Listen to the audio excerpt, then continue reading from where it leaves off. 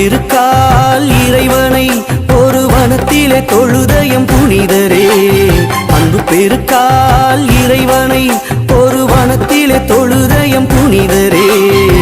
வனத்து அந்தோணியாரே உம்மை வணங்கியே உன்னடி தொழுகின்றோம். வனத்து அந்தோணியாரே உம்மை வணங்கியே உன்னடி தொழுகின்றோம். அன்பு பெருக்கால்